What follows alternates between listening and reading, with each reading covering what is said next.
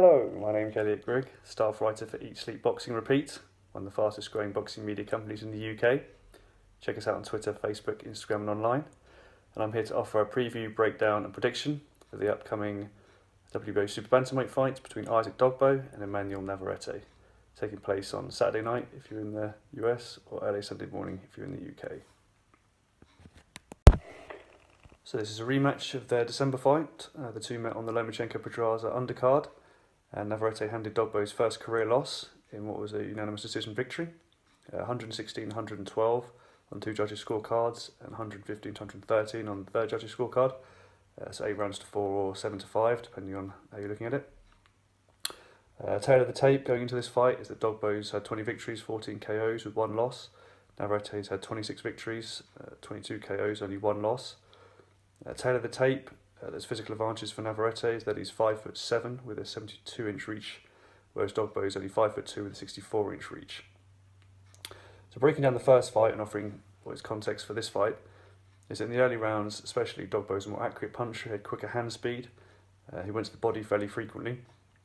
Although what was kind of a tail of the tape is that despite landing to the body fairly regularly, Navarrete was walking through his punches, constantly sort of going forward, struggled to sort of find the distance in those early rounds, was slower hand speed wise. He was sort of looking to land the 1-2 with a slowish sort of jab or a double jab, lead left hooks, lead right hands, none really landing in these early 4 rounds, slower and more telegraphed, but still he was walking Dogboe down and walking through his punches.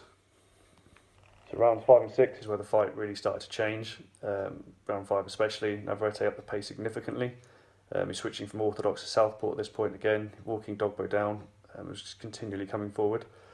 Started swinging left hooks and straight rights, started landing with far more frequency.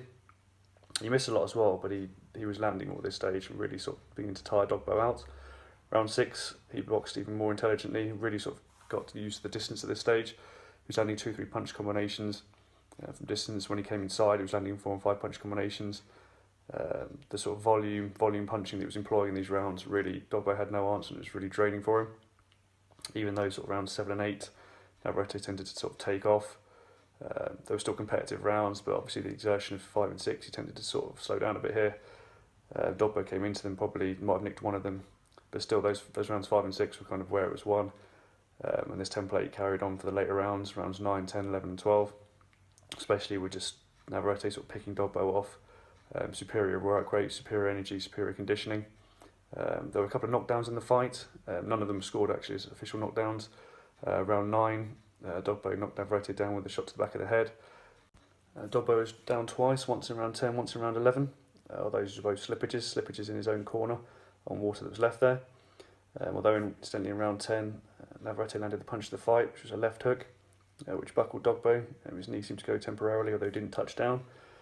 And in rounds 12, he was just exhausted to the point where he was looking to hold on, spoil. He was backing up. Navarrete was coming on strong to finish him, although Isaac was just holding, looking to see out the fight. So given how that fight went, a prediction for this fight is that I predict that Navarrete will win. I predict it will be a unanimous decision victory again.